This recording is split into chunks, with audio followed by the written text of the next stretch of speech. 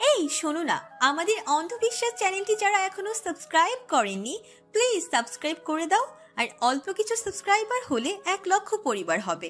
সবাই please subscribe এবং বেশি বেশি শেয়ার করে দাও প্লিজ। আবেগে দুফুটা অশ্রু করে পড়ল অনেকের চোখ বেয়ে। আদিবের এমন কোমল ব্যবহার তাকে ভীষণ অবাক করেছে।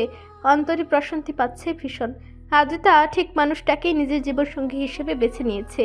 তার জন্য আদিবের মতো এমন একজন দায়িত্ববান পুরুষই দরকার ছিল। অনেক আবেগাপ্লুত হয়ে মাথা নিচু করে রাখে। আদিব একসময় তাকে ছেড়ে তার কাজ চাপড়ে মৃদু হাসে। অনেকেও তার কথার প্রেক্ষিতে জবাবে আলতো হেসে মাথা নাড়ায়। তারপর আর দাঁড়ায় না আদিব। নিজ বন্ধুদের সঙ্গে সামনে পা বাড়ায়। দ্রুত কদমে ছুটে চলে নিজ গন্তব্যের উদ্দেশ্যে। আর তাদের প্রস্থান দৃশ্য নিষ্পলক ঝাপসা দৃষ্টিতে দেখে যায় অনেক। সন্ধ্যার পরবর্তী সময় আলোক সজ্জায় ঝালমলে বাড়িটা। মানুষের সমাগমে বেশ রমরমা অবস্থা বিরাজমান সেখানে। বাড়ির প্রতিটি আনাচে কানাচে মানুষের আনাগোনা, কথার ধ্বনি। গৃহিণীদের রান্নার কাজ সবে শেষ হয়েছে। এবার তারা নিজেদের রুমে তৈরি হতে ব্যস্ত। কিছুক্ষণ বাদেই কাজী সাহেব চলে আসবেন। আসার নামাজ আদার পরপরই বিয়ে পড়ানো হবে। আদিব তার বন্ধুদের নিয়ে সন্ধ্যা লগ্নে বাসে ফিরেছে। ড্রয়িং রুমের মেহমানদের সঙ্গে কুশল বিনিময় সেরে অতঃপর নিজ রুমের দিকে পা বাড়িয়েছে সে। ফ্রেশ হওয়াটা জরুরি। তারপর একেবারে রেডি হয়ে নিচে নামতে হবে। আজ নিজ প্রেয়সীকে বধূরূপে গ্রহণ করে নেবে বলে কথা। উষ্ঠকোণে স্মিত হাসি ফুটিয়ে আদিব সিঁড়ি ধরে। আর চোখে একবার চারপাশে ভালোভাবে নজর বোলায়। তার কাজিন একটাকেও তো দেখা যাচ্ছে না। কোথায় ওরা? আদ্রিতাকে বউরূপে সজ্জায় সজ্জিত করতে ব্যস্ত নয় তো? দোতলায় আদ্রিতার রুম থেকে চেঁচামেচির আওয়াজ আসছে। সব কয়টা তাহলে ওখানে। মৃদু শ্বাস ছাড়ে আদিব সামনে এগোয়। আদ্রিতার রুম পেরিয়ে যাবার সময় হঠাৎ তার দৃষ্টি থমকে যায়। স্থির হয় পাজোড়া। মৃদু ঢুক গেলে স্তব্ধ নয়নে চেয়ে রয় রুমের ভেতরটায়। মুহূর্তের মধ্যে আদ্রিতার নজরও দরজার বাইরে নিবদ্ধ হলে আদিবের সঙ্গে তার দৃষ্টি বিনিময় হয়। ক্ষণিকের চোখাচোখি অন্দরে তীব্র আন্দোলন তুলে তার। আদিবের মুগ্ধকর চাহনির কবলে পড়ে চরম অস্বস্তিতে মাথা নোয়াতে বাধ্য হয়। কক্ষে উপস্থিত বাকিদের মিটিমিটি হাসিতে অস্বস্তির মাত্রা যেন বৃদ্ধি পায় আরও। মধুরূপী আদ্রিতার এহেন বিধ্বংসী রূপ দেখে থমকানো আদিবের শ্বাসটানের জোগাড় হলে আর দাঁড়ায় না সেখানে। তড়িৎ পা চালিয়ে যেতে যেতে বুকে হাত রেখে বিড়বিড় করে, তোর এই মায়াবী চোখের চাহনি আমাকে ঘায়েল করতে যথেষ্ট। এই চাহনিতেই দিশেহারা হয়েছিলাম একদিন। কাজ করেছিস ছন্ন ছাড়া। দিনের পর দিন কন্ট্রোল করে গেছি নিজেকে। এবার নিজেকে কন্ট্রোলে রাখা বড্ড মুশকিল হয়ে যাবে দেখছি। পুরুষালী সুঠাম দেহে গোল্ডেন রঙের পাঞ্জাবি জড়ানো, যা টানটান হয়ে সেটে আছে আদিবের শক্ত অবয়বে। ড্রেসিং টেবিলের সামনে দৃষ্টি স্থির রেখে পাঞ্জাবির হাতা গুটানোতে মগ্ন আদিব। তার হালকা লালচে উষ্ঠা ধরে বক্র হাসি রেখা ঝুলানো। গাঢ় পল্লব বিশিষ্ট চোখ দুটো আগাত খুশিতে নিভু নিভু। গম্ভীর মুখের আদলে মায়ামর্ষীর শ্যাম সুন্দর পুরুষকে রূপকথার রাজকুমারের চেয়েও কম লাগছে না এখন। পুরোপুরি রেডি হয়ে আয়না থেকে চোখ সরিয়ে আনে আদিব। দৃষ্টি যায় জানালা ভেদ করে অদূর অন্ধকার আকাশপানে। আজকের আকাশ কালো কুচকুচে, কোথাও আলোর চিহ্ন মাত্র নেই। তবে তার মনের আকাশ আজ অতুজ্জ্বল আলোতে একদম পরিপূর্ণ। জীবনের নতুন অধ্যায় শুরু হবে আজ থেকে। দীর্ঘ অপেক্ষার পর মায়াবী চেহারায় আদরে কন্যাকে বউ রূপে গ্রহণ করে নেবে আজ সে। বুকটাতে শান্তি লাগছে ভীষণ। এতদিনের যে দহনের অনলে দগ্ধ হয়েছে প্রতিনিয়ত, আদ্রিতার সংস্পর্শে তা যেন নিভে গেছে। নিমিষে মনটাকেই করে তুলেছে সতেজ প্রাণবন্ত। আদিব ঠোঁট প্রসার করে হাসে। তার প্রেয়সী সত্যি খুব ভালোবেসে ফেলেছে তাকে। সে বুঝতে পারে চট্টগ্রাম থেকে ফেরার পর সে যে বিহেভিয়ার করেছে ওর সঙ্গে, তাতে মেয়েটা অতি জেদ দেখিয়ে আবারও প্রত্যাখ্যান করতে পারত তাকে। কিন্তু মেয়েটা প্রিয়তমের ভালোবাসা পাবার আশায় জেদ ভুলে তুলে ধরেছে মনের সমস্ত অনুভূতি। হয়তো সে আশঙ্কায় ভুগছিল আদিব না পুনরায় তাকে রেখে অনেক দূরে চলে যায়। আদিবের হাসি গাঢ় হয়। সে কি পাগল? আদি তাকে ছাড়বে সে? যত ভুল বোঝাবুঝি হোক, মেয়েটাকে সে ছাড়তো না কখনো। আদরের ভালোবাসায় মুড়িয়ে রেখে দিত ঠিক বুকের মধ্যখানে। হঠাৎ পেছন থেকে মায়ের ডাকে ধ্যান ভাঙে আদিবের। সচকিত হয়ে মাথা ঘুরালেই মায়ের হাস্যোজ্জ্বল মুখটা দৃষ্টিগোচর হয়। আফসানা আলতো হেসে এগিয়ে আসেন ছেলের দিকে। আদিবকে ভালোভাবে পরখ করে রসিকতার সুরে বলেন, বাহ, আমার ছেলে তো দেখি একদম রেডি। আদিব স্মিত হাসি মায়ের দিকে চেয়ে জবাব দেয়, পাঞ্জাবি সেট ঠিকঠাক করে বিছানায় রেখে গেছিলে, এখনই তো এসে তাড়া দিত। আর আমি তাড়া দেওয়ার আগে সময় মতো কাজটা করতে পছন্দ করি, সেটা তুমি জানো। আফসানা ঠোঁটের হাসি আরো গাঢ় হয়, তবে বাড়তি কথা না বলে ছেলের কাঁধে চাপটে জানান, কাজী সাহেব কাছাকাছি চলে এসেছেন, নিচে আয়। আদিব সম্মতি জানালেও ফের প্রশ্ন গলা শুধায়, শপিং কখন করলে? তোমরা তো দেখি হেভি ফাস্ট। দুপুরের দিকে করেছি। তোর যা জেদ, আজ বিয়ের ব্যবস্থা না করলে তো বাড়ি মাথায় তুলতি। আমি যে কত কষ্ট করে তোর আব্বুকে রাজি করিয়েছি সেটা তুই বুঝবি। প্রাণ প্রফুল্লকর হাসিতে আদিব এগিয়ে আসে মায়ের কাছে, আলতো হাতে মাকে জড়িয়ে ধরে শকটোক্তি করে, আমি নিশ্চিন্তেই অফিসে গেছিলাম আজ, কারণ বাড়িতে তুমি আছো। আর আমি জানি আমার মা আছে মানে বাবাকে যে কোনোভাবে রাজি করিয়ে ছাড়বে। ভালোবাসি মা। মনটাতে আজ শান্তি লাগছে খুব, যা গত 6 বছরে পাইনি। আফসানার চোখ ভিজে আসে। ছেলেটাকে ছাড়া তিনি তো ভালো ছিলেন না এতদিন। একমাত্র ছেলেকে দূরে রেখে কোনো মা শান্তিতে থাকতে পারে? আফসানার কান্নার ব্যাগ পারে। আরিফ তৎক্ষণাৎ অস্থির হয়ে মায়ের কান্নারত মুখটা মুখ থেকে তুলে চোখের পানি মুছিয়ে অভিমানী স্বরে বলে, কাঁদছো কেন? এই জন্য ইমোশনাল কথাবার্তা বলি না তোমার সামনে। আফসানা চোখ মুছে ছেলের গালে হাত রেখে বলেন, আমার ছেলের খুশিটাই সবার আগে। তুই খুশি থাকলেই তো আমি খুশি থাকি। আমার ছেলের খুশির জন্য এইটুকু করব না? তোর বাবা রাজি ছিল ঠিকই, তবুও ভংসং করেছিল। এই যা। আরিফ ঠোঁটে বক্র হাসি ফুটিয়ে জবাব দেয়, সেটা আমি জানি, আর বাবার পরবর্তী মতলবও আমার জানা আছে। বিয়েতে রাজি হলেও বউ আমার কাছে দিবে না এখন। বিয়ের পর দেখবে কড়া গলায় বলে দিবে, একদম আদ্রিতার আশেপাশেও ঘেঁষবে না তুমি। আদিবের কথা শুনে ঠুটেলি হেসে তার পিঠে চাপড় দিলেন আফসানা। সহাস্য মুখে বললেন, তুই নিজেই তো সেদিন বলেছিলি এখন শুধু বিয়েতে রাজি হতে, তারপর যখন ইচ্ছে মেয়েকে যেন তুলে দেওয়া হয়। এখন বাপের দোষ দিয়ে লাভ আছে? বজ্জাত ছেলে, নিচে আয়, আমি যাচ্ছি। আফসানার কথা শেষে চলে গেলেন রুম ছেড়ে। আদিবও আলতু হেসে ড্রেসিং টেবিলের সামনে চুলগুলো ঠিকঠাক করে রুম ছাড়ার প্রস্তুতি নিল। যেতে নিয়ে হতাশার শ্বাস ফেলল। ইদানিং নিজেকে কন্ট্রোলে রাখা সম্ভব হচ্ছিল না বলেই সুযোগ বুঝে বিবাহের সিদ্ধান্ত নিয়েছে সে। নিজেদের মনোমালিন্যতা দূর হওয়ার পর তো নিজের উপর থেকেই ভরসা নামক বিষয়টা উঠে গেছে তার। একই বাড়িতে যেহেতু থাকা হয়, তাই কখন কি করে বসবে সেটার কোনো ঠিক নেই। আর এমনটা হোক সে চায় না, তাই বিয়ের এত তাড়াতাড়। বিয়ের পর অজান্তে অনাকাঙ্ক্ষিত কিছু ঘটে গেলেও সমস্যা নেই কোনো, আর না নিজের মাঝে কোনো অপরাধ বোধ কাজ করবে তখন। ড্রয়িং রুমে সকলের ভিড়, সকল পুরুষরা বসে আছেন সেখানে। উচ্ছ্বসিত মুখে গল্প গুজব করছেন সবাই। আদিব সিঁড়ি বেয়ে দোতলা থেকে নেমে এলো। তার বন্ধুদেরও দেখা যাচ্ছে সকলের ভিড়ে। সোফার এক কর্নারে চুপচাপ সুবোধ বালকের ন্যায় বসে আছে তারা। আদিব আস্তে ধীরে এগিয়ে যায় সেদিকে, কিন্তু মাঝপথে সাদিক রহমানের ডাকে পাশ ফিরে চায়। আদিব, আমার কাছে আসো তো একটু।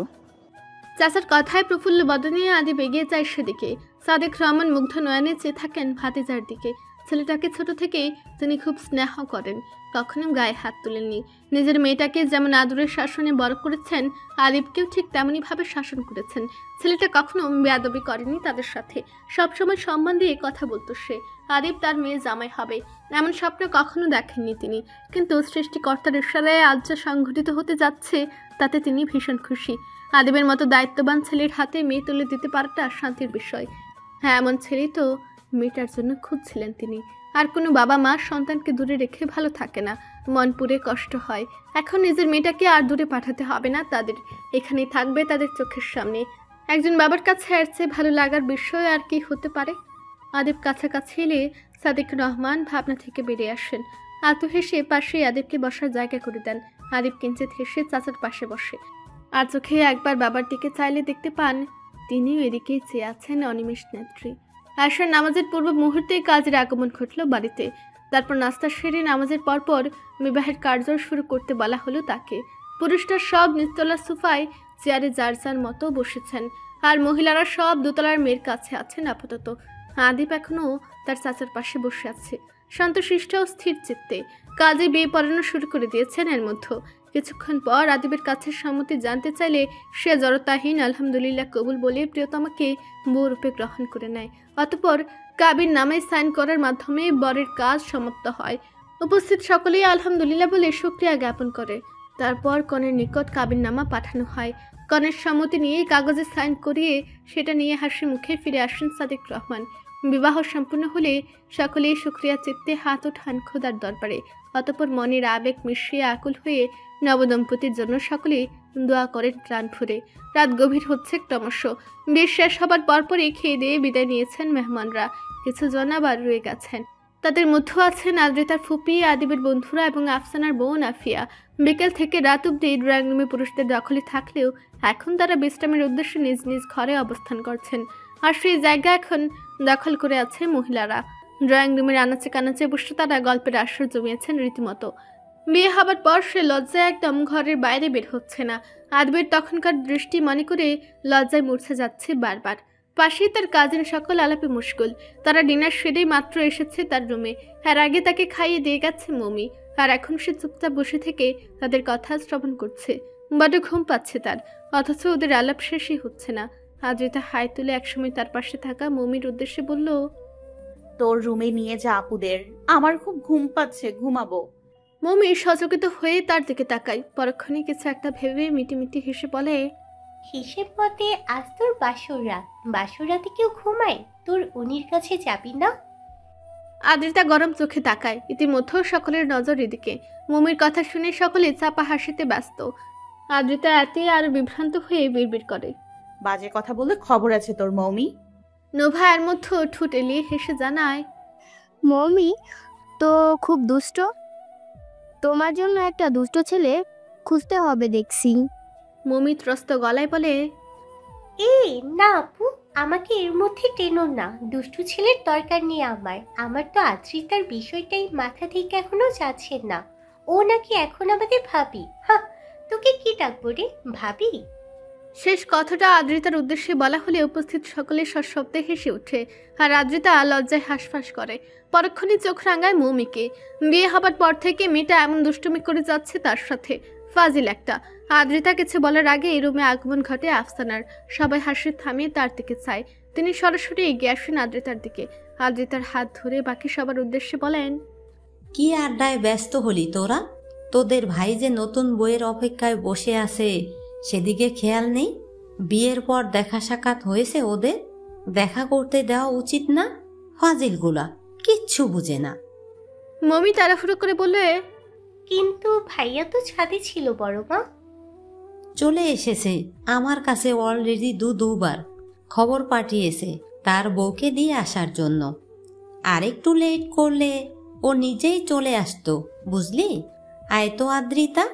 এ কথা শুনে লজ্জায় অতল সাগরে হাবুডুবু খায় আদ্রিতা। বাকি সবার দুষ্টু হাসির নজরে এলে এলোমেলো হয় দৃষ্টি। আফসানা ততক্ষণে তার হাত টেনে নিয়ে যাচ্ছেন। যেতে নিয়ে পেছন থেকে শোনা যায় মমির দুষ্টু গলার উক্তি, ভাইয়া বউকে না দেখে একদম পাগল হয়ে যাচ্ছে, নিয়ে যাও বড় মা, জলদি যাও। তা শুনে আফসানা আলতু হাসেন কেবল, তবে কিছু বলেন না। কিন্তু আদ্রিতা জমে আড়ষ্ট হয়ে যায়, পা চলতে চায় না। তবু অনিচ্ছাকৃত হেঁটে এগিয়ে যায় আদিবের রুমের দিকে। বন্ধুদের ছাদে রেখে সে নিজ রুমের দরজার সামনে দাঁড়িয়ে আদ্রিতার জন্য অপেক্ষা করছিল আদিব। মায়ের পেছু পেছু টুকটুক পায়ে এগিয়ে আসা শাড়ি পরিহিত রমণীকে দেখে বক্ষস্পন্দন জোরালো হয় তার। চোখ দুটো সম্মোহিত হয়ে চেয়ে থাকে অপলক। মুহূর্তের কাছাকাছি এসে আফসানা আদ্রিতার হাত ছেড়ে ছেলের উদ্দেশ্যে সতর্ক বাণী ছুড়েন, দেখা সাক্ষাৎ হয়ে গেলে মেয়েটাকে রুমে পৌঁছে দিস। দিবা আর নোভা ওর সঙ্গে থাকবে, আর তুই তোর বন্ধুদের সাথে তোর রুমে, মনে আছে? আদিব জবাব না দিয়ে সরু নয়নে মায়ের দিকে চেয়ে থাকে। সে উপলব্ধি করতে পারছে তার মা এই কথাটা বাবার ইশারাতে বলেছে। বাসর করতে হলে যে তাকে আরো অনেক অপেক্ষা করতে হবে, ধৈর্যের পরীক্ষা দিতে হবে, সেটা ভালোভাবেই জানে। হালাল বন্ধনে আবদ্ধ হলে কি হবে, একসঙ্গে থাকার অনুমতিটা এখনো পায়নি কারো কাছ থেকে। মেহমানরা সব চলে গেলেই বোধ হয় বাবা জানাবেন নিজের আসল কথা। তার অপেক্ষার প্রহর দীর্ঘ হলো আরো। আফসোস, মনের দরজায় কড়া নেড়ে এক সুখময় রজনী উপস্থিত হলো যেন। সর্বাঙ্গে কেমন সুখ সুখ অনুভূতি বিদ্যমান। প্রিয়জনকে আপন করে পাবার খুশিতে অন্তরে প্রশান্তি কাজ করছে ভীষণ। অন্তরে বইছে অনুভূতির প্রবল স্রোত। আফসানা চলে যেতে স্থির সুস্থির পদচারণে আদিবের ইশারায় তার রুমে প্রবেশ করে আদ্রিতা। বিছানার কাজটা এসে পাজেগুল থামিয়ে স্থির দাঁড়িয়ে রয় সে। আদিব দরজাটা চাপিয়ে ফিরে আসে এদিকেই। শাড়ি পরিহিত আদ্রিতার লাজুক মুখটা দৃষ্টিগোচর হলে ঠোঁটে বক্র হাসি ফুটে এগিয়ে যায় তার নিকট। মেয়েটা মাথা নিচু করে হাত দুটো মুছলেখা করছে ক্রমশ। গোলাপি উষ্ঠাধর কিঞ্চিত কেঁপে কেঁপে উঠছে, চোখ দুটো নিভু নিভু। আদরে মুখটা লাজের আভাসে বেশ মোহনীয় ঠেকছে এই মুহূর্তে। এত লজ্জা পাচ্ছে কেন মেয়েটা? তার লাজুক মুখটা দেখলে যে তার নিজেকে কন্ট্রোলে রাখা দুষ্কর হয়ে যায়, সেটাও বোঝে না। অস্থির মনে আদ্রিতার পাশে ঠিক সামনে এসে দাঁড়ায় আদিব। কিছুক্ষণ অপলক নয়নে চেয়ে থাকে আদ্রিতার নিচু মুখশ্রীর দিকে, অতঃপর আচমকা শূন্যে তুলে নেয় আদ্রিতাকে। ভীষণ হাঁক চুকিয়ে আদ্রিতা খামচে ধরে আদিবের শার্টের কলার। আদিবের গাঢ় দৃষ্টি তার দিকে নিবদ্ধকৃত। আদ্রিতার প্রশ্নবোধক চাহনি নিক্ষেপ করলে আদিব তাকে আলতো হাসি উপহার দিয়ে এগিয়ে যায় ব্যালকনির দিকে। তবে সেখানে যাওয়ার আগে অবশ্য রুম ব্যালকনি দুটো জায়গার লাইট অফ করে যায়। হাতে আদ্রিতা আরো ভীষণ লজ্জায় আড়ষ্ট হয়ে যায়, মুখ তোলার জো পায় না যেন। হাত দ্বারা আদিবের পিঠের দিকটা চেপে রেখে ঘন ঘন নিঃশ্বাস ফেলে। অজানা কারণে তার খুব লজ্জা লাগছে। আজ আদিবকে দেখে তার পাশাপাশি নিজেকে সুস্থির রাখা একদম সম্ভব হচ্ছে না। কি যে হলো হঠাৎ! রাতের আবছা আলোতে আদিব নিজের বউকে কোলে নিয়ে ব্যালকনিতে এসে দাঁড়ায়। তার সম্মোহিত চোখজোড়া আদ্রিতার কোমল মুখটা দেখে চলেছে নিষ্পলক চাহনিতে, কিন্তু তার বউটা তার দিকে তাকাচ্ছে না। এটা তো মানা যাচ্ছে না।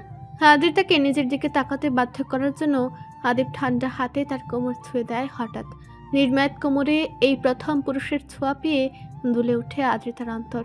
চোখ দুটো আপনা আপনি ক্রমশ মুদে আসে, হাতের বন্ধন দৃঢ় হয় ক্রমশ। আদিবের হাতের ছোঁয়া কোমর ছুঁয়ে ছুঁয়ে পেটের কাজটা এসে থামতেই আদ্রিতা তরাক করে চোখ খুলে। আদিবের দিকে দৃষ্টি পড়তেই ঘাবড়ে যায় সে। আদিব চোখা নয়নে চেয়ে আছে তার দিকে। সে তাকাতেই থ্রেড দেওয়ার ভঙ্গিতে বলে উঠল আদিব, আমার চোখে চোখ রাখো, নয়তো ডোজ আরো বাড়াবো কিন্তু। আদ্রিতা নিভু চোখে চেয়ে থাকলে আদিব ঠোঁট এলিয়ে হাসে। ঠোঁট এগিয়ে গাঢ় চুম্বন এঁকে দেয় আদ্রিতার কপালে। অতঃপর কানের কাছে ফিসফিসিয়ে জানান দেয়, আমি খুব খুশি জান, বুকটাতে শান্তি পাচ্ছি ভীষণ। আদ্রিতা তৃপ্তির হাসি হেসে মুখ লুকায় আদিবের শক্তপোক্ত বুকে। নিবিড় আলিঙ্গনে তাকে আবদ্ধ করে নেয় আদিব নিজেও। একসময় আদ্রিতা কাপা গলায় উত্তর দেয়, আমিও খুব খুশি। আদিব ঠোঁট টিপে হাসে নিজ বইয়ের স্বীকারোক্তিতে। তবে পরক্ষণে তার কথার প্রেক্ষিতে প্রশ্নবোধক চিহ্ন ঝুলিয়ে আওড়ায়, খুশির কারণ? প্রশ্ন শুনে আদ্রিতা মৃদু ঢুকিলে, কিন্তু উত্তর দেয় না কোনো। আদ্রিতার সাড়া না পেয়ে আদিব তাকে ধীরে সুস্থে কোল থেকে নামিয়ে দুহাতে কোমর আঁকড়ে কিছুটা উপরে তুলে আদ্রিতার মুখটা তার মুখের কাছাকাছি এনে ঠোঁটে উষ্ঠ ছুঁয়ে বিড়বিড় করে বলে, বল কেন খুশি হয়েছিস? আদ্রিতা মাথা নোয়ালো এবার। আচ্ছা, ঝামেলায় পড়লো তো। এই লোক তো দেখে বুঝেও না বুঝার ভান করছে। কেন খুশি হয়েছে সে, সেটা তিনি জানেন না বুঝি? আদ্রিতার জবাব না পেয়ে আদিব চোখ রাঙিয়ে তাকায়। সে দৃষ্টি নজরে পড়তে আদ্রিতা আদরে গলায় জবাব দেয়, আপনাকে জীবনসঙ্গী হিসেবে পাবার আনন্দে খুশি হয়েছি, সেটা বোঝেন না বুঝি? আদিব সেই কথার প্রেক্ষিতে উত্তর দিল না কোনো। এক নজরে নেশালো দৃষ্টিতে চেয়ে থেকে আচমকা নিজের ঠোঁট দ্বারা আঁকড়ে ধরল প্রেয়সীর অধর যুগল। অদ্ভুত সম্মোহনে আকুলতায় আদিব আরো ঘনিষ্ঠ থেকে ঘনিষ্ঠতর হলো অধর মায়ায়। নিজ স্বামী ডাহন বেসামাল উষ্ঠ ছোঁয়া অনুভব করে নাজেহাল হয় আদ্রিতা। তৎক্ষণাৎ ডান হাত আদিবের চুলের ভাঁজে ডুবে দেয়। সম্পূর্ণ নতুন এক অনুভূতিতে সিক্ত হয় দুটো দেহ। মুহূর্তে গভীর উন্নতনায় মত্ত হয়। আদিবের পাগল করা হস্ত স্পর্শে শিহরণে কেঁপে কেঁপে উঠে আদ্রিতা। তবে সে থামায় না নিজ প্রিয়তমকে। বন্ধ চোখে অনুভব করে মানুষটার ব্যাকুলতা, তার প্রতি গভীর আসক্ততা। ছাদে অনবরত পায়চারি করে যাচ্ছে রায়ান। চোখে মুখে তার খুব। বউটাকে বলেছিল একটু ছাদে আসতে, কিন্তু সে নির্দ্বিধায় বলে দিলেও আসবে না। তার নাকি ঘুম পাচ্ছে। এটা কোনো কথা হলো? সেদিন রাতে চুমু খাওয়ার পর লজ্জায় আড়ষ্ট হয়ে 3 দিন তাকে দেখায় দেয়নি মেয়েটা। তারপর শত বলে কয়ে নিজের সামনে আনতে পেরেছিল। নতুন বিয়ে হয়েছে তাদের, কোথায় একটু চিপকে থাকবে তা না। মেয়েটা তার থেকে পালাতে পারলেই বাঁচে। এত লজ্জা পেতে হয়? অবশ্য লজ্জাহীন মেয়েদেরও তার পছন্দ নয়। যে মেয়ে যত বেশি লজ্জা পায় তাকে তত বেশি আদরে দেখতে লাগে। শত হলেও লজ্জায় নারীর ভূষণ। লজ্জা পেলে নুভাকে ঠিক রসগোল্লার মতো লাগে। তখন ইচ্ছে করে নিজের অবান্তর ভাবনায় রায়ান দুষ্টু হাসে। পরক্ষণে মুখটা গম্ভীর করে ফোনের স্ক্রিনে দৃষ্টি রাখে। রায়ানের অস্থিরতায় ছাদের কর্নারে দাঁড়িয়ে থেকে দেখে যায় তার বন্ধুরা। তা দেখে হুটহাট হু-হা হাসিতে মত্ত হয় তারা। রায়ান অবশ্য সেদিকে নজর না দিয়ে নিজের কাজে ব্যস্ত থাকে। আর মধ্য তাহির এগিয়ে আসে তার দিকে। তার পিছু পিছু রাফি, শিফাতও আসে। রায়ানের গুবেচারা মুখটা দেখে তাহির ছুটে দিয়ে হেসে মুখ খুলে, শালা বলদ, এমন করতেছিস কেন? তুই তো দেখি একদম প্রেমের সাগরে হাবুডুবু খাইতেছিস। রায়ান ভ্রু উঠে চায়, রুষ্ট মুখে জবাব রাখে, আমি যদি সাগরে হাবুডুবু খাই তাহলে তুই মহাসাগরে হাবুডুবু খাইতেছিস। আমারে জ্ঞান না দিয়ে নিজের চরকায় তেল দে শালা। তাহির ভিমড়ি খেয়ে চুপ হয়ে গেলে পেছন থেকে শব্দ করে হেসে ওঠে শিফাত আর রাফি।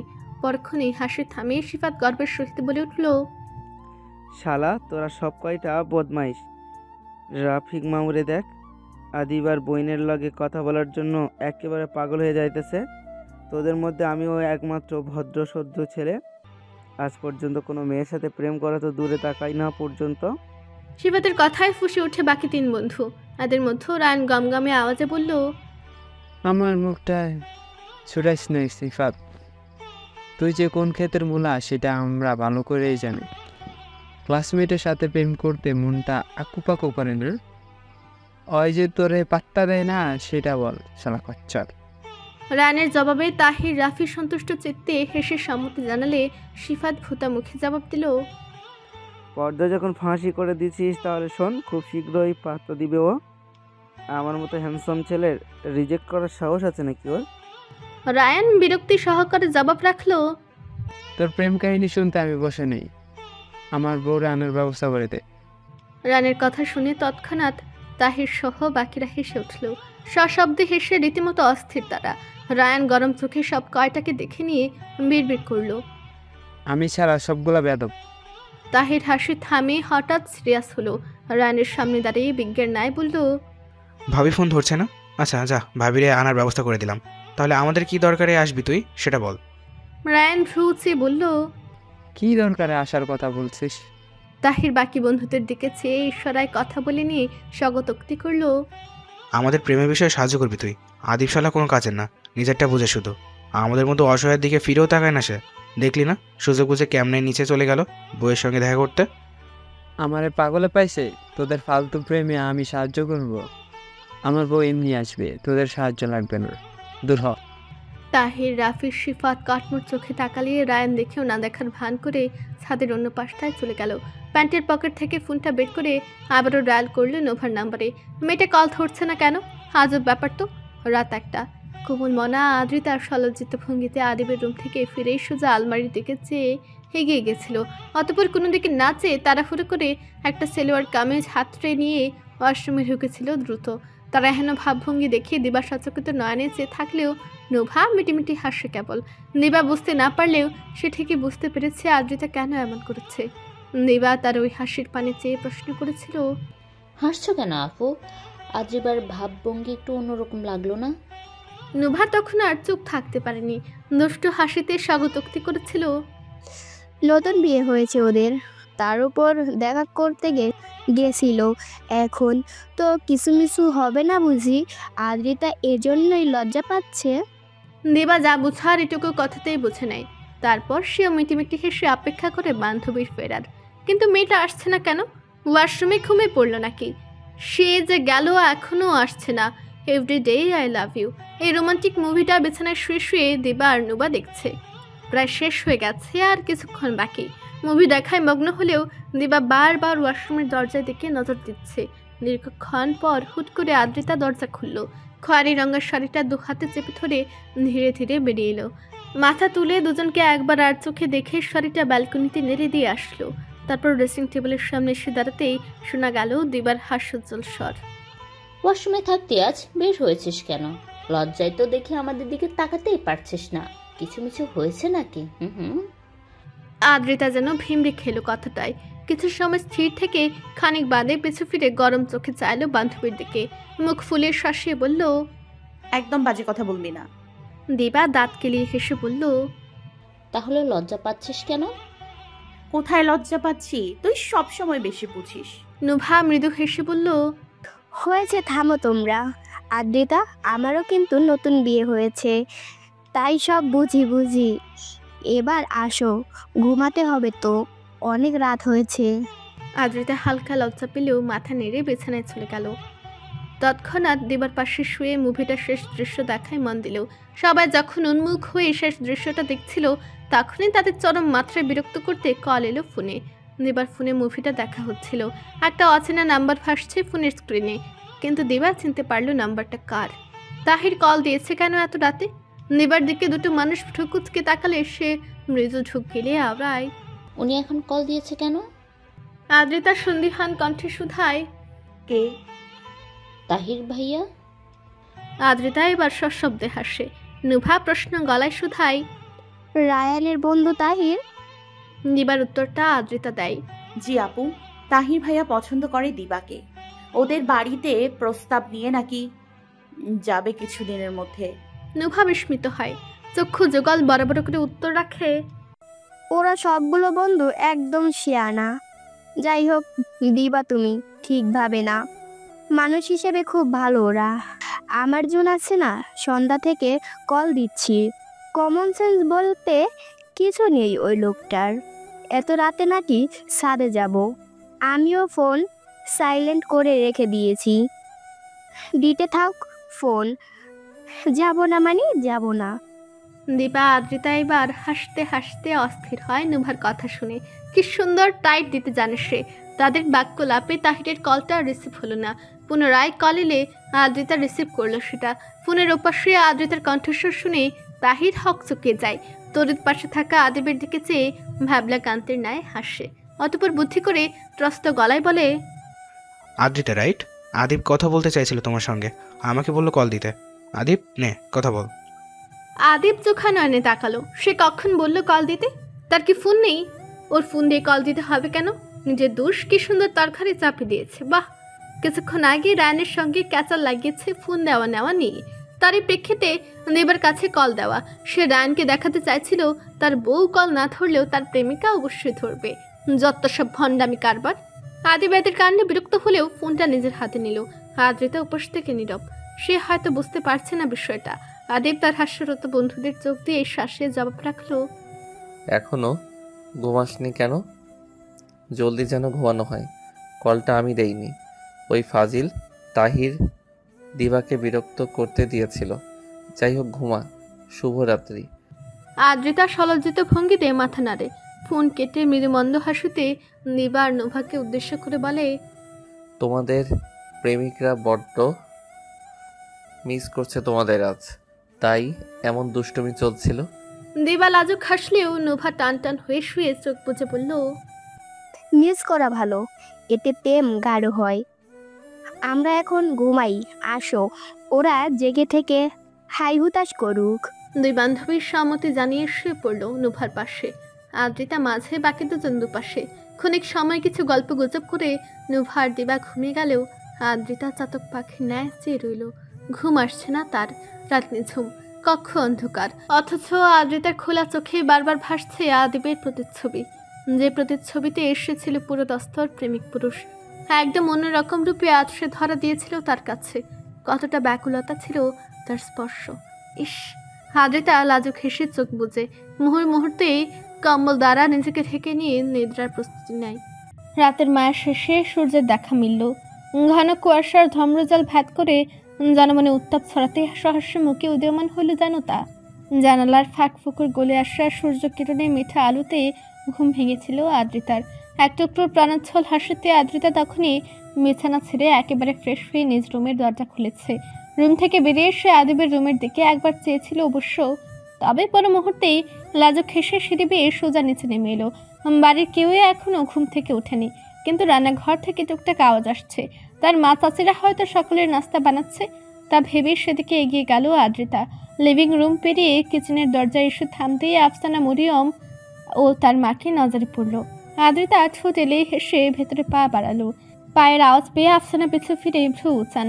তৎক্ষণাৎ প্রশ্ন ছুড়েন, কিরে, এত সকালে উঠলি কেন? আজও ভার্সিটি যাবি? প্রশ্ন বানে বিদ্ধ হয়ে আদ্রিতা আলতো হেসে মাথা নাড়ায়। মুখে বলল, ক্লাস নেই আজ, থাকলে যেতাম অবশ্যই। ঘুম ভেঙে গেছে জলদি, তাই তোমাদের রান্না বান্না দেখতে চলে এলাম। আফসানা কিছু না বলে স্মিত হাসেন কেবল। পুনরায় তিনি গৃহিণীদের নিজেদের কাজে মনোযোগ দিলে আদ্রিতা খানিক দ্বিধা নিয়ে হাঁসফাঁস করে। পরক্ষণে সলজ্জিত কণ্ঠে বলে ওঠে, আম্মু, আমি আজকের নাস্তাটা বানাই। মেয়ের কথায় তনিমা সহ বাকি দুজন অবাক নয়নে তাকান।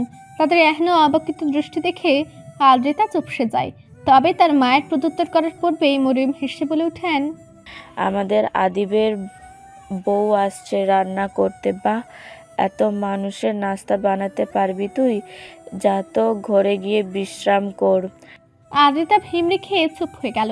ঘুম থেকে ওঠার পরপরই তার মুঠো কেমন যেন বউ বউ সত্তা জেগে উঠেছিল। এই মুহূর্তে তার তীব্র ইচ্ছা জেগেছে আদিবের জন্য কিছু একটা রান্না করতে। রান্না অবশ্য কম বেশি ভালোই পারে সে, বিশেষ করে স্পেশাল আইটেমগুলো।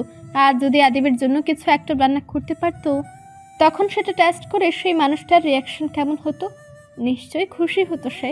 তা ভেবেই মনে মনে পুলকিত হয় আদ্রিতা। তবে চাচির নিষেধাজ্ঞা শুনে ভূতা মুখে চেয়ে রয়। এর মধ্যে তার মা নরম গলায় শুধান, আদিবের জন্য রান্না করতে চাইছিস? আদ্রিতা ইতস্তত করে জবাব দেয়, না মানে তনিমা খানিক হাসলেন বোধ হয়। সে অভিব্যক্তিতেই সায় জানান, তাহলে পায়েসটা কর।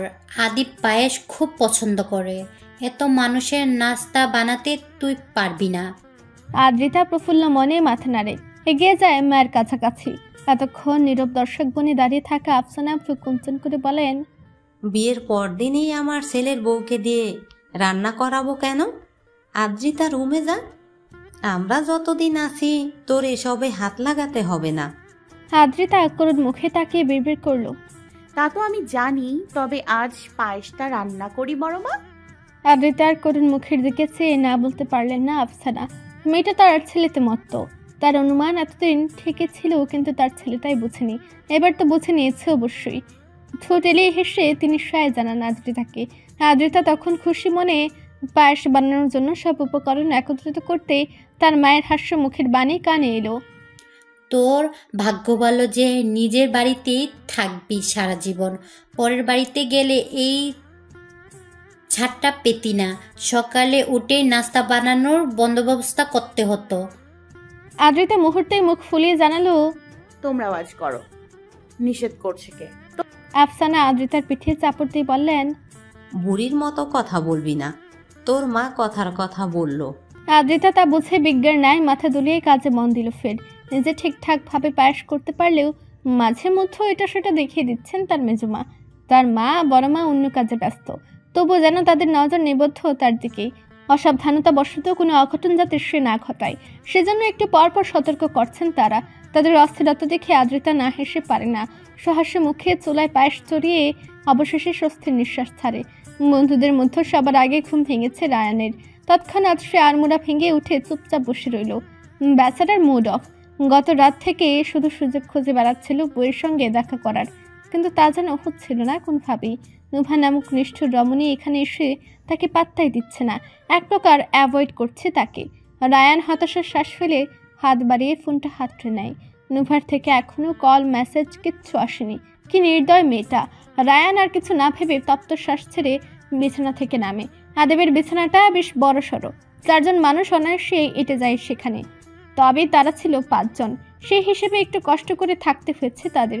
আদেব অবশ্য গ্যাস্ট রুমে চলে যেতে চেয়েছিল, কিন্তু তারাই মানা করে দিয়েছিল তখন। এই মুহূর্তে বিছানা এলোমেলো হয়ে 4 বন্ধু ঘুমিয়ে আছে।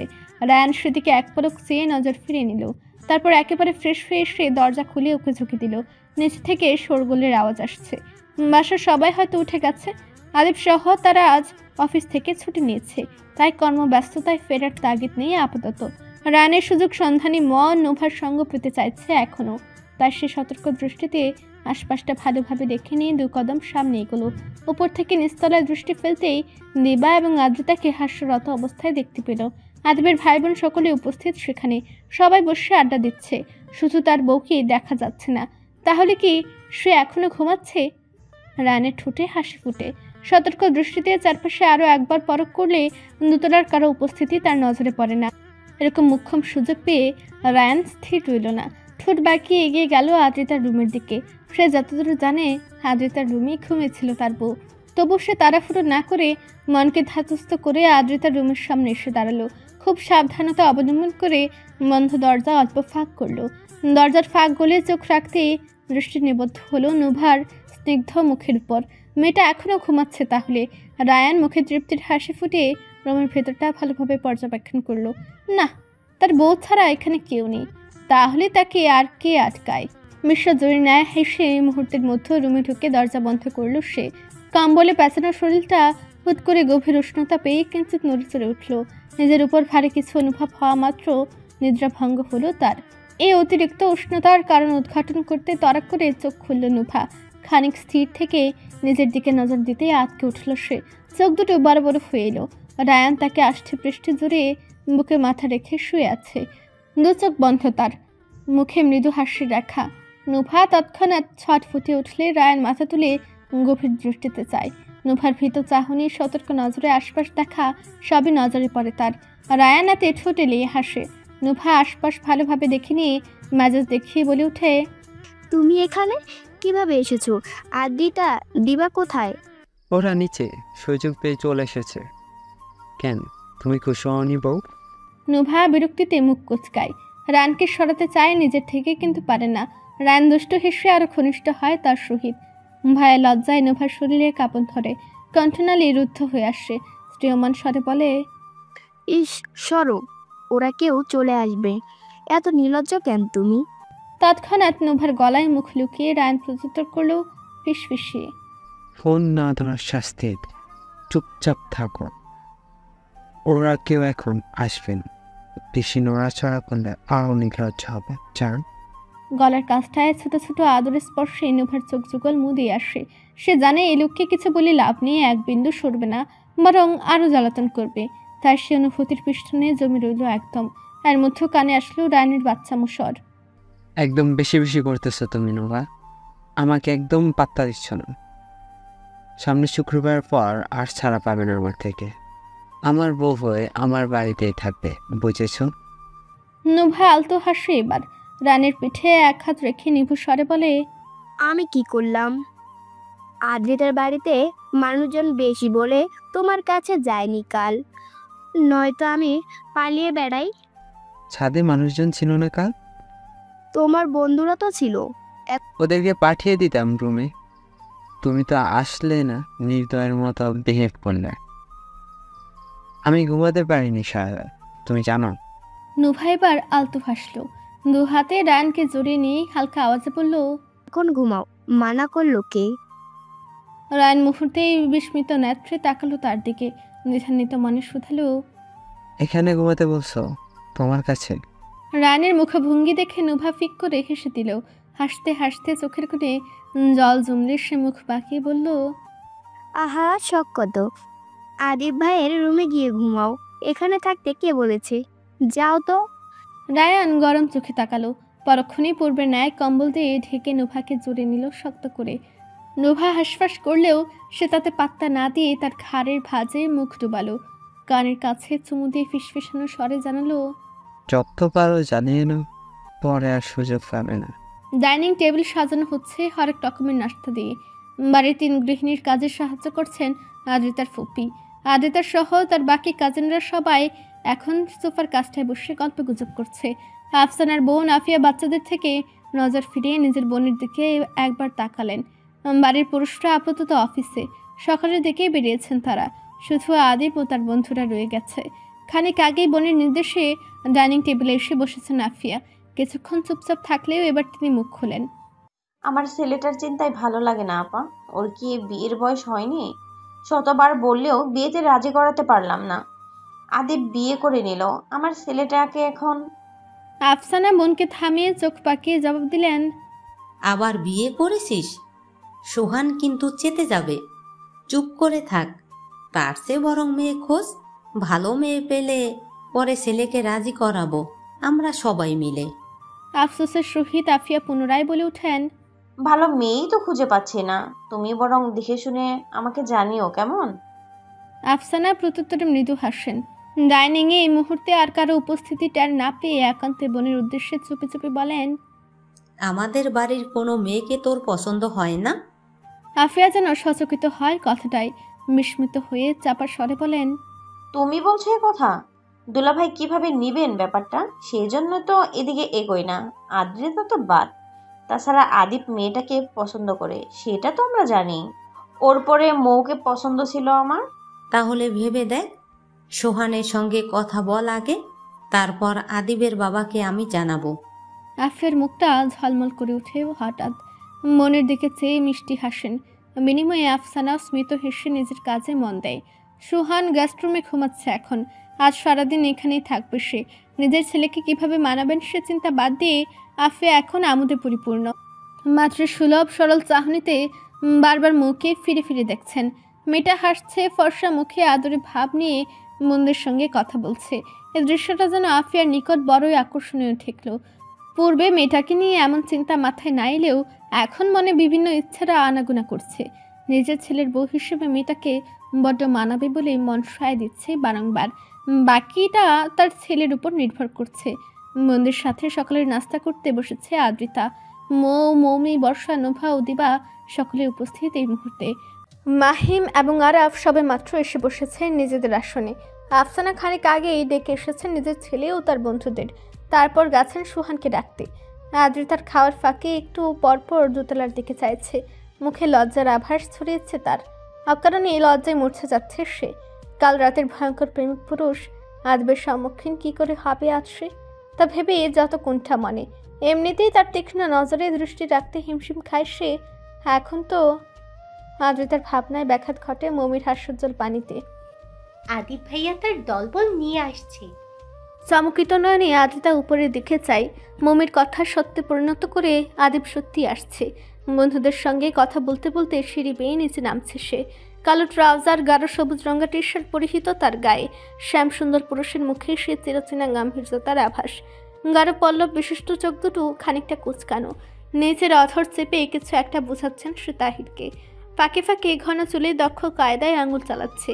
আদ্রিতা পলক ফেলে দৃষ্টি ঘোরায়, আর মধ্যই পাশ থেকে শুনতে পায় মমির চাপা স্বর। জামাইয়ের দিক থেকে তো চোখই সরে না আমাদের আদ্রিতার। আদ্রিতা গরম চোখে তাকিয়ে চিমটি কাটে মমির হাতে, বিড়বিড় করে বলে, মুখটা বন্ধ কর, আমি কোথায় তাকিয়েছিলাম আজব। মমি বিনিময়ে আর কিছু না বলে মিটিমিটি হাসে কেবল। আদিপ তার বন্ধুদের নিয়ে এসে বসতে সুহানের আগমন হয় সেখানে।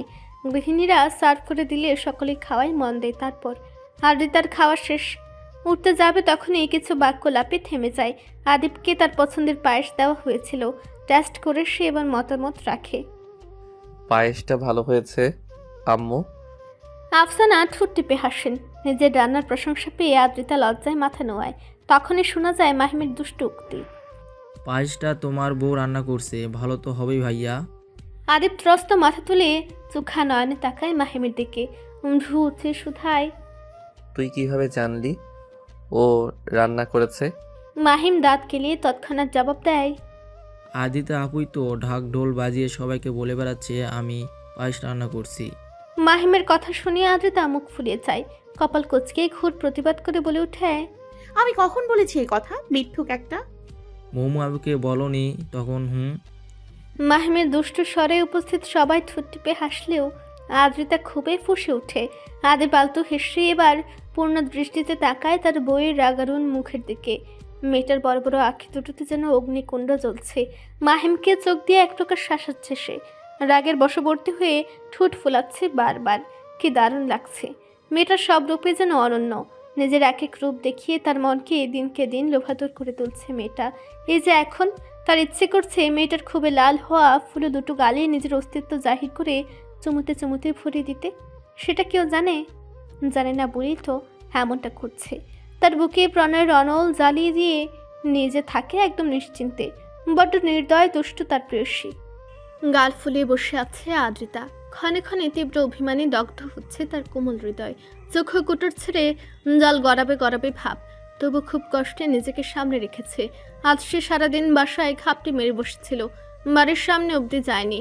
অথচ আদিব সকালের নাস্তা পর্ব শেষে নিজের বন্ধুদের সঙ্গে সে যে বেরিয়ে গেল এখনও ফিরে আসেনি। সে ভেবেছিল আদিব হয়তো আজ তাকে নিয়ে কোথাও ঘুরতে যাবে, যেহেতু ছুটি আছে তার। কিন্তু তাকে ভুল প্রমাণিত করে আদিব বেরিয়েছে তার বন্ধুদের সাথে। এমনকি তাকে বলেও যায়নি সে তার বউ তো নাকি। আদ্রিতা এই মুহূর্তে বুঝতে পারছে প্রত্যাশা জিনিসটা খুব খারাপ। একমাত্র প্রত্যাশায় মানুষের মন খারাপের মূল উৎস। কারো কাছে যে যত বেশি প্রত্যাশা করে তার থেকে সে তত বেশি দুঃখ পায়। আর কোনো কিছুর প্রত্যাশা করা যাবে না বলে আদ্রিতা মনে মনে পণ করল। না হলে প্রত্যাশা পূরণ না হলে মনে মনে দুঃখটা সেই পাবে।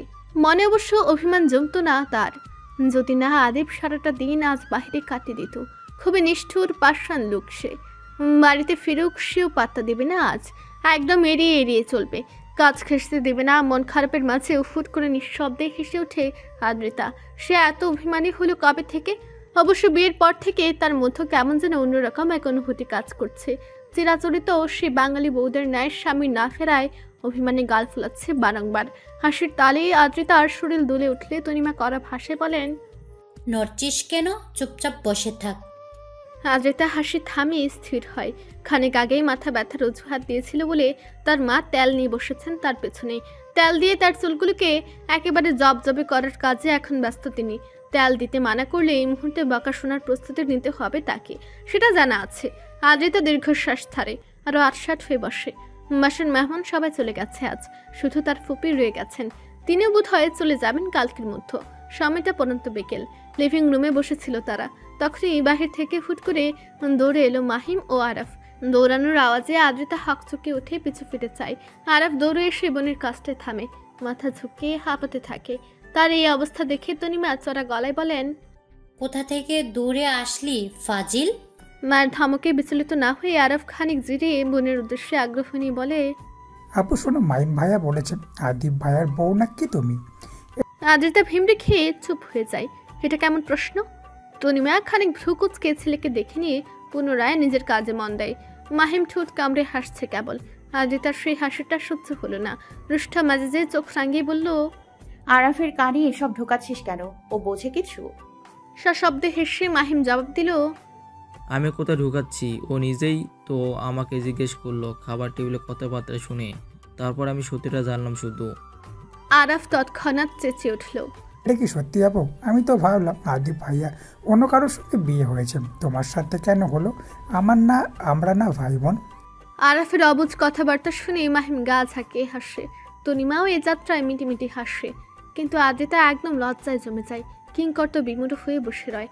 আর মধ্যে শুনতে পায় মাহিমের সহাস্য মুখের বাণী, তোকে পুস্কো কি আমি এমনি এমনি বলি? গাদা একটা, পুস্কো থেকে বড় হ, তাহলে সব বুঝতে পারবি সব। চল বাইরে এবার গিয়ে খেলি। আগ্রহ ভরা চাহনিতে চেয়ে থাকা আরাফকে টেনে নিয়ে যাচ্ছে মাহিম। আরাফ যেতে না চাইলেও মাহিমের সঙ্গ পেয়ে পেরে উঠছে না সে। মাহিম এক প্রকার জোর করে নিয়ে যাচ্ছে নিজের সঙ্গে তাকে।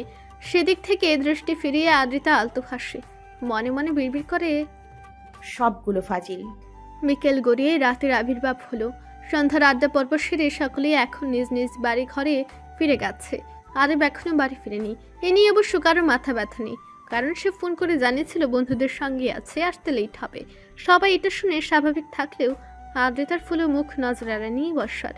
পূর্বে হলে আদ্রিতার এমন অভিমান দেখে হিংসে করত সে, কিন্তু এখন কেবল মলিন হাসে। মনের সঙ্গে এক প্রকার যুদ্ধ করে সে আদিবকে ভুলার চেষ্টা চালাচ্ছে। সে চেষ্টায় অবশ্য সে খানিক সফল। পুরোপুরি ভুলতে তবু সময় লাগবে অনেকটা। নিজ রুমে মায়ের কোলে মাথা দিয়ে শুয়ে আছে বর্ষা। দু চোখ বন্ধ করে সে গভীর ভাবনায় ডুবন্ত। এ যাত্রায় তার মায়ের আওয়াজে ভাবনায় ব্যাঘাত ঘটে। তোর ভার্সিটিতে ক্লাস আছে এখন, এবার না হয় চল আমার সাথে বাড়িতে। বর্ষা চোখ মিলে মায়ের দিকে তাকায়। কদিন ধরে তারও মন পড়ছিল নিজের বাড়ির জন্য। এবার মায়ের কথায় সায় জানানোই যায়। বর্ষা আলতু হেসে মাথা নাড়ে, ঠিক আছে যাব। ভার্সিটির ক্লাস এখন না করলেও চলবে, এত ইম্পর্টেন্ট না। বর্ষার মা শাহানা স্মিত হাসি হাত বোলান মেয়ের মাথায়। বর্ষা পুনরায় চোখ বোঝে। মনে পড়ে যায় পুরনো স্মৃতি। ক্লাস 6 থেকে মামার বাড়িতে আছে সে। তারা 2 বোন, ভাই নেই। বড় বোন বৃষ্টির বিয়ে হয়ে গেছে বছর খানিক আগে। পছন্দ করতো একটা ছেলেকে। বাবা মাকে জানানোর পর তারা প্রথমে দ্বিমত করলেও পরবর্তীতে বাধ্য হয়ে মেনে নেয়। বৃষ্টি মামার বাড়িতে আসার জন্য তেমন অধীর না থাকলেও বর্ষা রীতিমতো পাগলামো করতো এখানে আসার জন্য। ওর এই পাগলামো দেখেই একসময় তার বড় মামা এখানে স্থায়ীভাবে রাখার সিদ্ধান্ত নেন, জানান নিজের বোনকে। তখন বর্ষার বাবা মা নিজের ছোট্ট মেয়েটাকে অন্য কোথাও রাখতে রাজি হননি, কিন্তু দিনকে দিন মেয়ের অতি পাগলামি দেখে একসময় দিতে বাধ্য হন। বর্ষার এখন মনে হয় নিজের বাড়িতে থাকলেই বোধ হয় ভালো হতো, অন্তত ভুল মানুষের প্রেমে পড়ে দহন যন্ত্রণায় ভুগতে হতো না তাকে। মুখ চিরে বেরিয়ে আসে এক চাপা দীর্ঘশ্বাস, বেদনা হত মনে আনমনে আওড়ায়। দুর্বল হওয়া চলবে না, ভোলার চেষ্টা করতে হবে, আমাকে তা পারতেই হবে। বাড়িতে যাব, মায়ের সাথে বাড়িতে যাব। এবার কিছুদিন দূরে থেকে নিজের অবাধ্য মনকে বোঝাতে হবে। রাত 10টা। ড্রয়িং রুমে অফিস সংক্রান্ত বিভিন্ন বিষয় নিয়ে আলোচনা করছে 3 ভাই। তাদের গুরুত্বপূর্ণ আলোচনার মধ্যে তখন চায়ের ট্রে নিয়ে সেখানে উপস্থিত হন তাদের ছোট বোন শাহানা। সবাইকে চায়ের কাপ এগিয়ে দিয়ে আলগোছে তিনিও ভাইদের একপাশে বসেন, নিজের একটা কাপ হাতে তুলে নেন। তখনই বাড়ির কলিং বেল বেজে ওঠে। শাহানা মুখে হাসি ফুটিয়ে ত্রস্ত এগিয়ে যান সদর দরজার দিকে।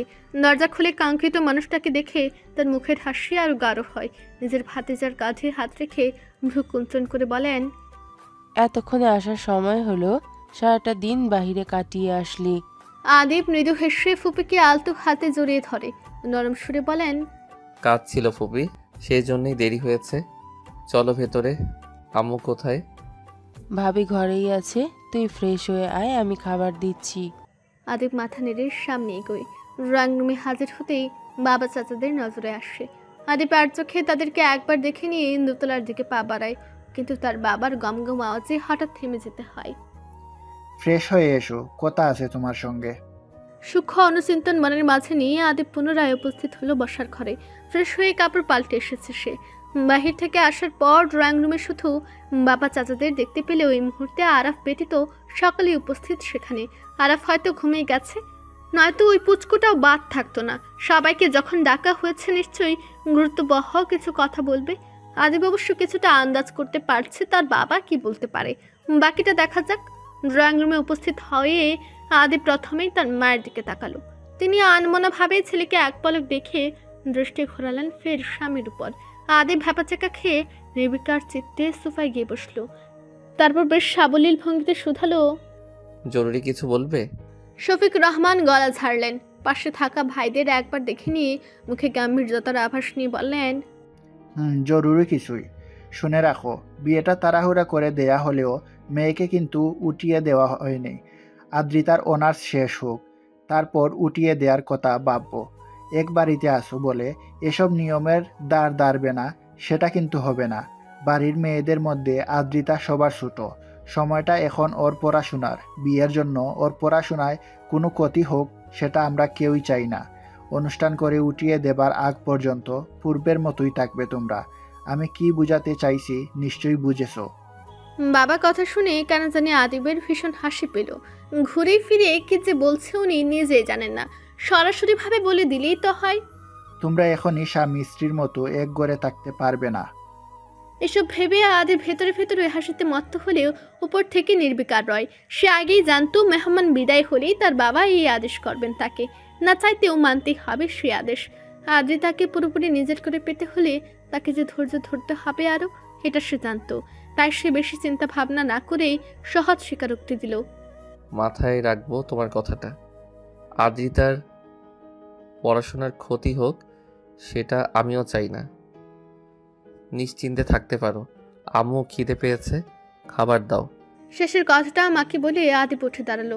ড্রয়িং রুম ছাড়ার আগে এক কোণে জড়সড় হয়ে দাঁড়িয়ে থাকা আদ্রিতাকে উদ্দেশ্য করে বলে গেল, কফি নিয়ে আমার রুমে আয়। কথা শেষ করে আদিব ত্রস্ত পদচারণে ডাইনিং এর দিকে চলে গেলেও উপস্থিত বাকি সবাই থতমত খেল। শফিক রহমান গরম চোখে ছেলের চলে যাওয়া দেখলেন কেবল। এই মাত্র কি বোঝালো এই ছেলেকে, সেটা কেউ বুঝেছে? বেয়াদব ছেলে। শফিক রহমানের অভিব্যক্তি দেখে বাকি সবাই মিটিমিটি হাসলেও আদ্রিতা ভীতলোচনে মাথা নোয়ায়। আদিবের শাসাক্ত কথাগুলো পুনরায় স্মরণে এলে ক্রমশ হাত দুটো মুচলাকা করে লজ্জায় হাঁসফাঁস করে ওঠে। বিছানায় টানটান হয়ে শুয়ে আছে আদিব। ডিনার সেরে সে উপরে এসেছে মিনিট 5 হবে। আসার সময় দেখতে পেয়েছিল আদ্রিতা রান্নাঘরে কফি বানাচ্ছে। এখনো বানানো হয়নি। মেয়েটা আসছে না কেন? প্রেসের অপেক্ষায় ভেজানো দরজার পানে এক ধ্যানে চেয়ে থাকে আদিব, নিষ্পলক স্থির নেত্রে।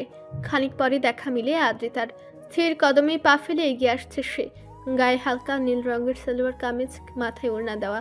নতুন বউয়ের মতো মুখে লাজের আভা ফুটে এগিয়ে আসছে সে তার দিকে। মেয়েটা তো নতুন বই, তার বউ। আদিব প্রফুল্ল চিত্তে হাসে। আদ্রিতা এগিয়ে এসে কফিটা ব্যাড সাইড টেবিলের উপর রেখে ছোট্ট করে বলে, কফি এনেছি। কথাটা বলে আদিবের দিকে এক নজর চায় আদ্রিতা, তাতেই যেন সর্বনাশ হয় তার। আদিবের এখনো গাঢ় চাহনির কবলে পড়ে ভিমড়ি খায় সে, তৎক্ষণাৎ পা ঘোরায় চলে যাবে বলে, কিন্তু তার আগেই আদিব তার হাত টেনে থামিয়ে দেয়।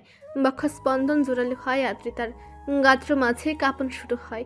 কাপা স্বরে কিছু বলতে নিবে, তখনই অনেকাঙ্ক্ষিত এক কাণ্ড ঘটায় আদিব। তার হাত ধরে হ্যাচকা টান দেওয়াতে লোকটার পুরুষালী পক্ষ মাঝারে আছড়ে পড়ে সে। মুহূর্তেই দুটি সত্তা মিলে মিশে একাকার হয়। আদিব দু হাতে আরো গভীরভাবে আগলে নেওয়াতে আদ্রিতার পালানোর আর জো থাকে না। লজ্জায় কুকড়ে ওঠে আদ্রিতা, গলাটা শুকিয়ে কাঠ, শিরশিরে কম্পনে মুহূর্তেই বরফের ন্যায় জমে গেল সে। আদিবের হাতের ছোঁয়া ক্রমশ বেসামাল হচ্ছে। কামিজের ফাঁক গলে ধীরে ধীরে তা পৌঁছে গেছে কোমরের কাছে। শক্ত করে চোখ দুটো বুজে নেয় আদ্রিতা, শব্দটা যেন ফুরিয়েছে। রুদ্ধশ্বাসে কণ্ঠনালী ভ্যাত করে কোনো আওয়াজ আসছে না তার। গাত্র মাঝে থরথর করে কম্পন অনুভব করে নিশ্চুপ রয়। আদিব তার বইয়ের এরূপ নাজেহাল অবস্থা দেখে সশব্দে হাসে, কানে ঠোঁট ছুঁয়ে বলে উঠে, সামান্য এটুকু ছুঁয়ে দিতেই এত লজ্জা? যখন গভীরভাবে ছুঁয়ে দিব তখন কি করবে জান? আদ্রিতার চোখ দুটো খেয়েছে আদিবের বুকে পড়ে রয়। লোকটার এহেন নির্লজ্জ কথাগুলো বুকে তুলপাড় তুলে তার। একদম সহ্য হয় না সেই অসহ্য অনুভূতি। দিন দিন যেন নির্লজ্জের সীমা ছাড়িয়ে যাচ্ছে এই লোক। অথচ শুরুতে সে তাকে আনরোমান্টিক, রসকসহীন ভেবেছিল। সকল গম্ভীর মুখ্য মানুষগুলো কি বউ পেয়ে গাম্ভীর্যতা ফুলে রোমান্টিক হয়ে যায় হয়তো, তাই তো দেখছে সে। হুট করে আদিব তার ঘাড়ের ভাঁজে মুখ লুকালে আদ্রিতার সমেত পেয়ে কাপা স্বরে আওড়ায়, দরজা খোলা। আদিব ঘোর লাগা কণ্ঠে জবাব দেয়, কেউ আসবে না এখন, কফি ঠান্ডা হচ্ছে। হোক। আদ্রিতা আর বলার মতো কিছু খুঁজে পায় না, চুপচাপ আদিবের গভীর আলিঙ্গনের মাঝে আবদ্ধ রয়। হুট করে মনে অভিমান জাগ্রত হলে আদ্রিতা মুখ ফুলে জানায়, সারাদিন তো খবর নিলেন না আমার, এখন? আদ্রিতার কথার মাঝপথে আদিব স্বীকারোক্তি দেয়, একটা কাজে ছিলাম বউ। এটুকু বলে থেমে আদিব পুনরায় বলা শুরু করলো, তুই কাছে এলেই কন্ট্রোললেস হয়ে যাচ্ছি ইদানিং, দেখিস না ভুলভাল কি করে ফেলি। অথচ আব্বুর করা নিষেধাজ্ঞা, তোর কাজ ঘেঁষা যাবে না। আব্বু যে এটা আজ বলবে তা আমি আগে থেকেই জানতাম, তাই তোর থেকে নিজেকে দূরে রাখার চেষ্টা করছি যাতে তোর কষ্ট না হয়। কথা শেষ করে আদিব ফের তার ঘাড়ে মুখ গুজল। আদ্রিতা কিঞ্চিত কেঁপে উঠে ডান হাতে আদিবের পিঠের দিকটা টি শার্ট আঁকড়ে নিল। আদিবের উষ্ণ ছোঁয়াতে শিহরণ বয়ে গেল তার সর্বাঙ্গে। গভীর আবেশের চোখ দুটো মুদিয়ে এলে সে মনে মনে আওড়ালো, আপনার ছোঁয়াতেই আমার সর্বসুখ নিহিত। মনের কোণে ভয়ের আনাগোনা, অস্থিরতায় কপালে বিন্দু বিন্দু খাম জমেছে ময়ের। এক প্রকার তীব্র আতঙ্কে তটস্থ হয়ে আছে সে। আজ একাই ভার্সিটিতে এসেছিল সে। বর্ষা তাদের বাড়িতে যাবে বলে আজ আসেনি সঙ্গে। মৌমি আদ্রিতারও ক্লাস ছিল না, কিন্তু তাতে তো কোনো সমস্যা হতো না। বাড়ির গাড়ি করে এসেছিল এবং সেভাবেই যেত। তবে ভার্সিটি থেকে বেরিয়ে এক অচেনা লোককে নিজের আশেপাশে দেখে বেশ ভরকে যায় মৌ। তার মেয়েলি মন জানান দিচ্ছে লোকটা তাকে ফলো করছে, অথচ সে চেনে না এই লোকটাকে, কোনোদিন দেখেছে বলে মনে পড়ে না। আজ গাড়িটাও আসছে না। মুখ কাদো কাদো ভাব নিয়ে ফোনটা হাতে নিল। আশেপাশে চেয়ে দেখলো সব মানুষজন নিজের কাজে ব্যস্ত, এদিকে কারো ধ্যান নেই। তার বান্ধবীদেরও খানিক আগে বিদায় জানিয়েছে সে। ওরা সাথে থাকলে অবশ্য এতটা ভয় পেত না। আজ গাড়ি না এলে তো একাই যেতে হবে, আর সে একা যাওয়ার সাহসটাই হচ্ছে না তার। হুডি পরা একটা লোক আর চোখে বারবার দেখছে তাকে। সে অদ্ভুত চাহনি দেখে আতঙ্কে গলা শুকে আসছে ময়ের। এই কোন বিপদ এলো? নড়চড় না করে ভার্সিটির গেটের পাশে দাঁড়িয়ে থাকে মৌ। ভয়ে শরীর হিম হয়ে আসছে তার। আদিব ভাইকে কি একবার ফোন দেবে সে? কিন্তু আদিব তো অফিসে, এখন কি আসবে? আদিবের চিন্তা বাদ দিয়ে মৌত্রস্ত হাতে গাড়ির ড্রাইভারকে কল দিল। কল রিসিভ হলে তিনি জানালেন তার ফোপিকে পৌঁছে দিতে গেছে সে, ফিরতে লেট হবে। ময়ের মাথায় হাত পড়ল। এবার কি করে বাড়ি যাবে সে? বাবাকে ফোন দিতে ইচ্ছে করছে এখন তার, কিন্তু ভয়ের কারণে এসব উলটপালট লাগছে। চতুর্দিক কেমন ঝাপসা ঠেকছে। এক অদ্ভুত শঙ্কা ক্রমশ গ্রাস করে চলেছে তাকে। সেও নড়ছে না জায়গাটা থেকে। খানিক দূরে দাঁড়ানো সে অচেনা লোকটাও একইভাবে স্থির। মৌ তার শরীরে কাঁপুনি অনুভব করে। আতঙ্কিত চোখ দুটো আশেপাশে চেনা কাউকে খুঁজে বেড়ায়, কিন্তু তেমন কাউকেই নজরে পড়ে না। হুট করে একটা আওয়াজ পেয়ে ময়ের ভয়ের মাত্রা বাড়ে। হ্যাঁ মিস, আপনার নাম্বারটা দেওয়া যাবে? লোকটা একদম কাছাকাছি চলে এসেছে তার। এমনভাবে কথাটা বলেছে যেন আশেপাশের মানুষজন বুঝতে না পারে। এমন অবস্থা দেখে মৌ ভয়ে দিশেহারা হয়ে ডান দিকে বাঁক নেয়, কোনো দিকে না চেয়ে দ্রুত পা চালায়। লোকটাও পিছু নিয়েছে বুঝতে পেরে মৌ পায়ের গতি বাড়ায়। না দেখে পথ চলার দরুন এক সময় হুট করে কারোর সঙ্গে ধাক্কা খেয়ে পড়তে নেয় সে, কিন্তু সামনে থাকা মানুষটা তাকে খুব সযত্নে আগলে নিয়ে পরের হাত থেকে বাঁচায়। মৌ বিচলিত হয়ে সামনে তাকাতেই চমকে যায়। বিস্মিত নেত্রে কাপার স্বরে শুধায়, পনি এখানে।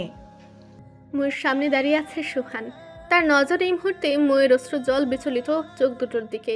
সে ভ্রু কুঞ্চন করে মেয়েটার দিশেহারা অবয়ব খেয়াল করে আগ্রহ সমেত জানাতে চায়, এভাবে কোথায় যাচ্ছিলে? ভয় পেয়েছো নাকি? মৌ চেনা কাউকে দেখে স্বস্তি পেলেও ভীত চাহনিতে একবার পিছু ফিরে, কিন্তু কি অদ্ভুত, লোকটাকে আর আশেপাশে দেখা যাচ্ছে না। নিশ্চয়ই সুহানকে দেখে কোথাও লুকিয়ে গেছে। ময়ের আরূপ নাজেহাল অবস্থা দেখে সুহান টেনশনে পড়ে যায়। পুনরায় জিজ্ঞেস করে, পেছনে কি দেখেছো? কি হয়েছে? মৌ ঘাড় ঘুরিয়ে সামনে তাকায়। আতঙ্কে চোখে জমা হওয়া জলটুকু কনিষ্ঠ আঙুল দিয়ে মুছে নিয়ে জবাব রাখে, নিয়মিত ভালোবাসার গল্প শুনতে এবং পড়তে আমাদের অন্ধবিশ্বাস চ্যানেলটি সাবস্ক্রাইব করে পাশে থাকা বেল আইকনটি ক্লিক করুন। ধন্যবাদ সবাইকে।